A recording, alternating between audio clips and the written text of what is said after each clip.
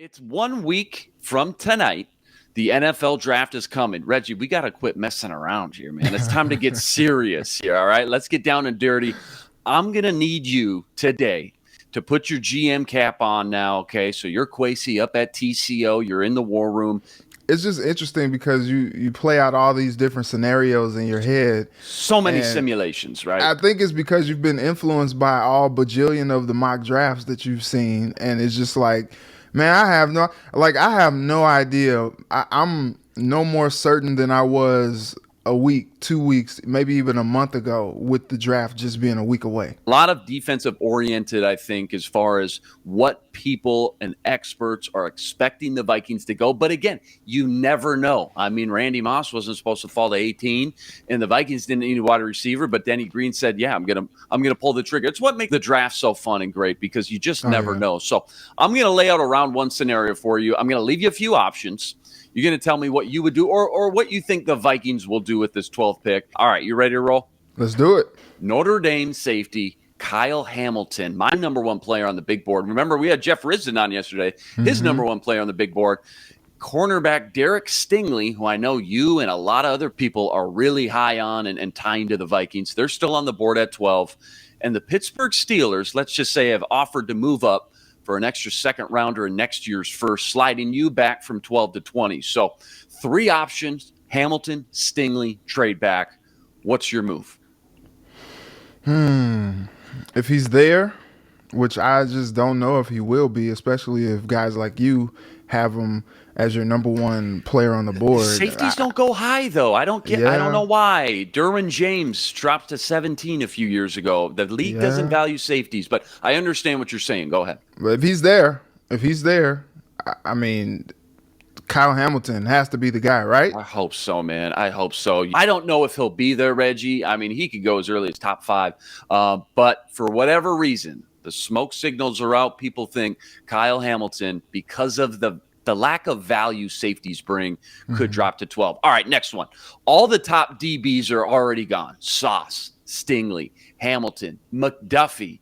The phone is silent. Nobody wants to move up. The top defensive players on the board right now are Utah's linebacker Devin Lloyd, nose tackle Jordan Davis. However, Reggie, I know you're going to like this. Not one receiver in this scenario has been taken yet. So let's go. You got your choice of the entire crop, right? Pick of the litter, or you could go defense. You can't trade down. Who's your pick? What name are you putting on that card?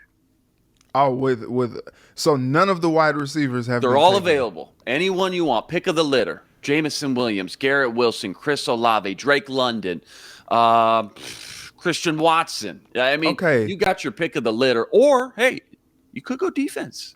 Okay. No, you know I'm not going defense. So, okay. So I was just talking to one of my other coworkers yesterday about this. I don't know. I don't get it with Drake London.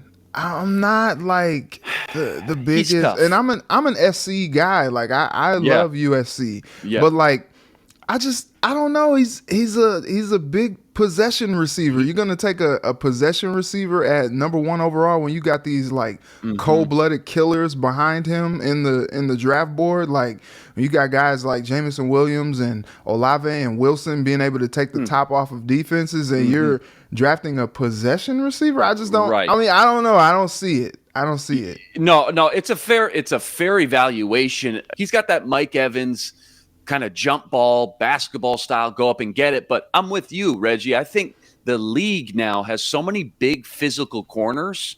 I think how you combat that is with the slick, smooth route running, quickness, explosion in and out of breaks, the Stephon Diggs, the Tyreek Hills, the Devontae Adams. So I like where you're leaning here, maybe away from a Drake London and more towards one of those better route runners with more speed. So, yes. Who's your pick? All right. Sorry, I'm deflecting. For me, it's Chris Olave. I want that guy. I love him. I want that guy. I love him. I just think he's so smooth. He's very experienced. You know, you don't even see guys staying in college as long as he did. Like, he's got the talent to have, come out the last 2 years. And I think I don't know, man. Just like watching him in college over the last several years, like the dude is smooth. Like I know everybody's like enamored with Garrett Wilson and all that, and I think he's great too. But man, for my money, like I want Olave because he's just smooth. He's a wonderful route runner, great hands, playmaking ability. Like that's the guy I want.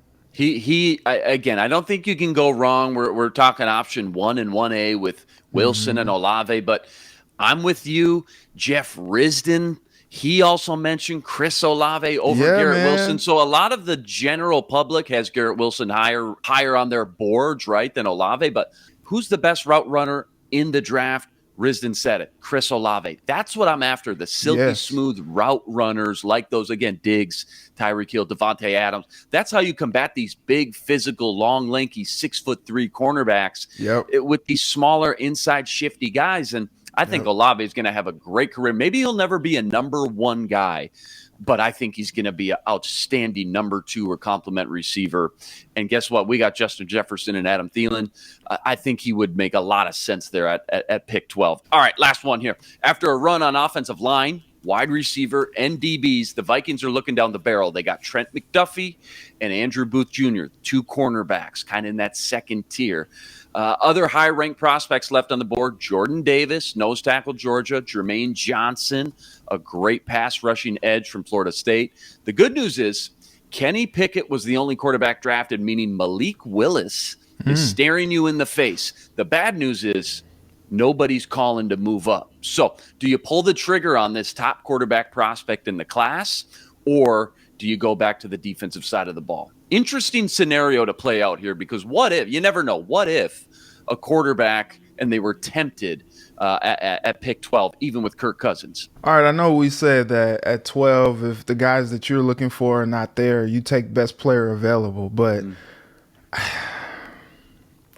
I don't know. That would be a different spin on building for the present and the future. Yeah, he did say that. Like he did say that. You get a wide receiver and that's a luxury. You get a quarterback and all of a sudden you're like, wait a minute, like, what are we doing here? And obviously, like, you will get that quarterback to sit, and a lot of people think that Malik Willis is, very green and would benefit from sitting for a year before kind of taking the reins somewhere. And that's fine if that's, your plan is to get him and stash him, but with the needs of this team, I don't see quarterback being a position that they should be targeting in the first round. Like, I think they need to grab a premium guy that can make an impact on that team right away, whether it's a receiver or somebody on defense. Like, I wouldn't take a swing on a quarterback that early in the draft if I were the Vikings. I think that would make a lot of fans be like, "What are we doing?"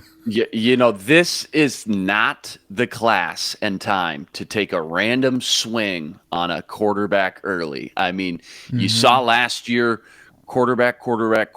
Trevor Lawrence. The Jets took a quarterback at 2, Zach Wilson, and Justin Fields went early. That was a great quarterback class, is my point. This year, not the time to just start throwing out random swings on quarterbacks, even if you do like the skill set of a Malik Willis or Kenny Pickett. Hey, by the way, Packers and Lions, they're loaded with draft picks. They both got 2 first-round draft picks. As a Viking fan, Reggie, have you thought about this at all? What don't you want to see happen as a Viking fan round 1 of draft night? What I don't want to see? Yeah, like something you'd be scared of, like, oh no, they went and double dipped and got 2 great. They went and got Chris Olave and Garrett Wilson. The Lions drafted Malik Willis. I don't like that. Maybe he could be good for the next 5-10 years. I don't like that. I don't see the Lions drafting a quarterback that high, but I don't think so either. I'm not. You know what? I'm really not scared of whoever they pick. I mean, they take Kayvon Thibodeau or Aiden Hutchinson or something like that if he's there for that pick. Maybe I'm a little scared. I'm just like, dang, man, that's another guy we got a game plan against, for the defense, trying to be a high-powered offense. But man, if the freaking Packers trade up somehow, or somehow players fall to them and they can replace Devontae Adams with the Garrett Wilson, Chris Olave, or Jameson Williams, like, I would be so upset. I'm like, dang, man, like, the rich get richer. Like, how do you lose a top flight receiver and then gain another? Like, one of my friends made a point yesterday is there are so many talented receivers coming out every year in the draft, and those Exactly. guys are making Yes. impacts. I think it is justifying teams not paying for receivers. And it's like, well, you know, the proven commodity, Debo Samuel, I know we'll get into that, but he wants to be paid. And it's just like, well, do you pay Debo or do you just say, you know what, we can get a guy like Debo in the draft and it'll be fine. Like, I think it's so interesting because a lot of the Packers fans are, maybe a little nervous. Maybe they're in on Debo, but maybe they're just a little nervous. Like, okay, who is Aaron Rodgers gonna throw to? Like, he lost his number one boy. Like, we need some help. And it's just funny. It's just like, man, they can easily reload in the draft, and it could start in round one. A great point as far as those contracts, paying receivers, not to pay receivers. Remember, in the first round, you get that 5th-year option on their contract, which just means you get another year, an extra year to pay them that cheap rookie money. That's why a lot of teams you end up seeing trading back into the end of the first round to take a quarterback. Lamar Jackson, pick 32. Ravens traded back up because they wanted that 5th-year option. So great talking points again. We're going to get to that actually later on about Debo Samuel's situation and what does it mean.